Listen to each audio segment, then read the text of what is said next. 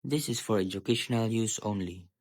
Our group grants permission for our instructor, Mr. Roldan Ardinis, to use this as educational material.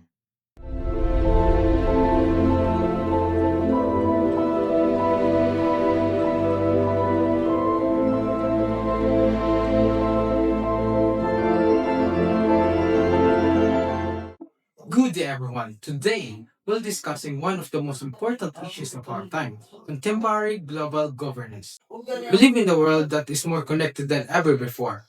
What happens in one country, whether there's economic crisis, a new technology, a war, or even a virus affect the entire world. This is why the idea of governing beyond borders has become so important.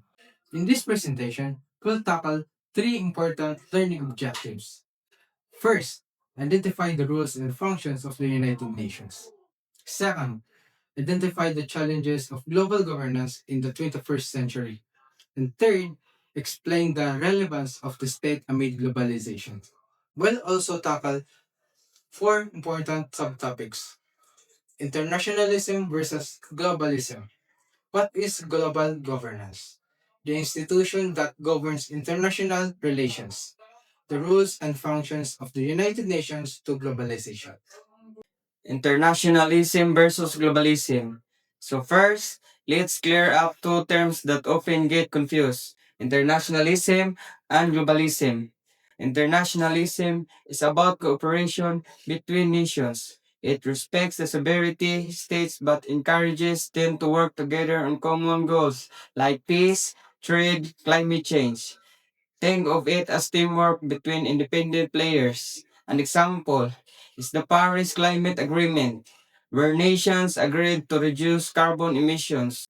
Globalism, on the other hand, sees the world as deeply interconnected, almost as if national borders are less important. It emphasizes a global perspective where issues seen as affecting all humanity. For example, the global response to COVID-19 wasn't just international cooperation. It showed how global chains, travel, and health systems are linked. In short, globalism's cooperation between nations. Globalism shared global perspective beyond borders. What is global governance? At its core, global governance means how the world is managed collectively when dealing with problems across national borders. Problems no single country can solve alone. Think of it like the rules of the game at the international level. It doesn't mean that there's a single world government that rules everyone. We don't have that. Instead, it's a system of cooperation among states, international organizations, and even non state actors like NGOs, multinational corporations, and civil society. Main features of global governance. First, no world government. Unlike a country that has a president or parliament, the world has no single ruler. Instead, we have institutions like the United Nations, WTO, IMF, World Bank, WHO, and many others which helps coordinate. Number two, shared problems, shared solutions. Issues like climate change, terrorism, pandemics, migrations, nuclear weapons, and global trade cannot be solved by one country. Global governance provides forums, rules, and agreements so countries can cooperate. Number three, actors beyond states. While countries are the main actors, businesses, NGOs, scientists, and advocacy groups also play a role. Example, NGOs like Greenpeace influence environmental governance. Number four, based on agreements, not force. Countries voluntarily sign treaties or join organizations. Example, the Paris Agreement of 2015 on climate change. Countries agreed to reduce carbon emissions. Why is global governance important? First, it maintains peace and security. It prevents wars from escalating. Number two, it promotes economic stability. It ensures smoother trades and finance systems. Number three, it protects human rights through agreements and monitoring. Number four, addresses global problems. Climate change, health, pandemics, terrorism, and cyber threats. Number five, it encourages cooperation. It builds trust among nations. So, in simpler terms, Global governance is how the international community works together to manage global problems. So, in simpler terms, global governance is how the international community works together to manage global problems without having a single world government. It's a network of rules, organizations, and corporations that tries to keep the world stable and fair. The institution that govern international relations. Global governance relies on a number of institutions that help manage international relations. Each plays a unique role, but together, they create a network of cooperation across the world. The United Nations, or UN, is the most important and most universal body. It has 193 member states, almost every country in the world. The UN provides a platform for nations to meet, debate, and resolve conflicts peacefully. Its Security Council addresses wars and threats to peace, while agencies like UNICEF and WHO focus on humanitarian aid, health, and development. For example, during COVID-19 pandemic, the World Health Organizations coordinated global health responses and shared vital information among states. Next, we have the International Monetary Fund, or IMF. The IMF is like a financial emergency doctor for countries. When nations face severe economic crises such as currency collapses or debt defaults, the IMF provides loans and policy advice to stabilize their economies. A recent example is how the IMF supported countries like Argentina and Sri Lanka during their debt crisis. Closely linked to the IMF is the World Bank. Unlike the IMF, which focuses on short term stability, the World Bank is about long term growth and poverty reduction. It funds development projects like building schools, roads, hospital, and renewable energy facilities in poor nations to improve their future. For instance, the World Bank has financed clean water projects in sub-Saharan Africa, directly improving health and education. Then comes the World Trade Organization, or WTO. The WTO manages the rules and global trade so that business between nations runs smoothly and predictably. It helps settle trade disputes and reduces unfair barriers. For example, when trade tensions rise between big economies like United States and China, the WTO serves as neutral forum to mediate. Finally, there are regional organizations. This works on issues closer to home but still contribute to global governance. The European Union manages not only trade but also political cooperation among Euro nations. ASEAN, the Association of Southeast Asian Nations, strengthen security and economic ties in Southeast Asia. Meanwhile, the African Union works to address conflicts, health, and development across Africa. Together, these institutions form a web of cooperation. Each one focuses on a specific area: peace, finance, development, trade, or regional concerns, but all are linked to the same goal: creating a more stable, fair, and interconnected world. The United Nations roles and functions in globalizations. Among these institutions, the United Nations is centerpiece of global governance. It was founded in 1945 after World War II, when nations realized the need for a global body that could prevent another devastating conflict. Today, with 193 member states, it is the most exclusive international organizations in the world. The UN has several key roles and functions. First, maintaining international peace and security. The UN helps prevent wars, manage conflicts through diplomacy, peacemaking operations, and sanctions. For example, UN peacemakers are deployed in countries like South Sudan, Lebanon, and the Democratic Republic of Congo to protect civilians and maintaining orders. Second, promoting human rights. The UN established the Universal Declaration of Human Rights in 1948, setting a global standard for protecting human dignity. Bodies like Human Rights Council investigate abuses and bodies like Human Rights Council investigate abuses and pressure the governments to respect freedoms such as equality, justice, and right to live. Third, delivering humanitarian aid. During national disaster, wars, and famine, UN agency step to provide relief.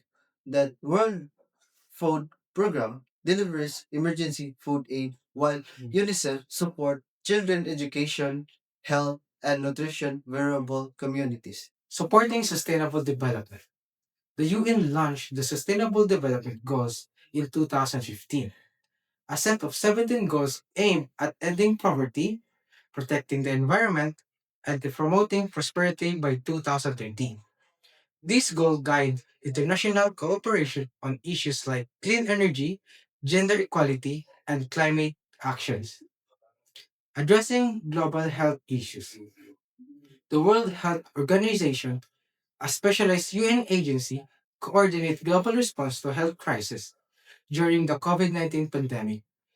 It provided guidelines, distributed vaccines, and supported weaker health systems. Establishing international law. The International Court of Justice, also known as the World Court, settles dispute between states according to international law. For example, it has ruled on territorial conflicts and violations of treaties. In short, the UN remains at the heart of the globalization, providing a platform for cooperation, fairness, and dialogue. It is not perfect, but without it, the world would lack of central mechanism to coordinate solution to shared problems. Challenges of global governance in the 21st century. Even though global governance is important, it faces serious challenges in the 21st century. The first one is all about rising nationalism versus multilateralism. Many countries today are turning inward, prioritizing national interests over global cooperation. For example, when countries withdraw from climate agreements of reduced funding for internal organization, it weakens the global solutions. The second one is all about power inequality. Rich and powerful nations often dominate decision making. Developing countries, especially in Africa and part of Asia, may not be equal influence in institutions like the IMF or the World Bank, which affect fairness in the global governance. The third one is all about climate change. Despite global agreements like the Paris Agreement, countries still struggle to cut emissions fast enough. Rising temperature, sea levels rise, and extreme weather events demands urgent cooperations that is often delayed by politics and economic interests. Fourth one is all about terrorism and security threats. Unlike traditional wars between states, terrorism is out by non-state actors such as the extreme groups. This makes it harder for the UN and other institutions to maintain peace since the groups do not follow international law. The fifth one is all about cyber security. Technology has created new vulnerabilities such as cyber attacks, hacking of financial system, and disinformation campaigns can destabilize countries and even influence elections, yet global regulations are still weakened in this area. The last one is all about global health crisis. The COVID-19 pandemic exposed weakness in global governance. Countries closed borders and hoarded medical supplies, showing how hard it is to coordinate a truly global response, even facing the same threat. These challenges remind us that while global governance is essential for peace and cooperation, it is constantly evolving and must adapt to new realities. The relevance of the state amid globalization. Some argue that globalization has weakened the power of states because corporations, international institutions, and global markets seem to dominate. But the truth is, states remain central and highly relevant even in today's interconnected world. Sovereignty. States are still the highest authority within their territories. For example, the United Kingdom's decision to leave the European Union, or Brexit, shows how states can reclaim control over trade, migration, and laws despite being part of the regional bloc. Next is policy implementation. Institutions like the UN or WTO may set global rules, but only states can enforce them within their borders. For instance, the Paris Climate Agreement relies on states like the Philippines, Japan, or the United States to create national policies that cut carbon emissions. Next is representation. Global governance is built on states representing their people.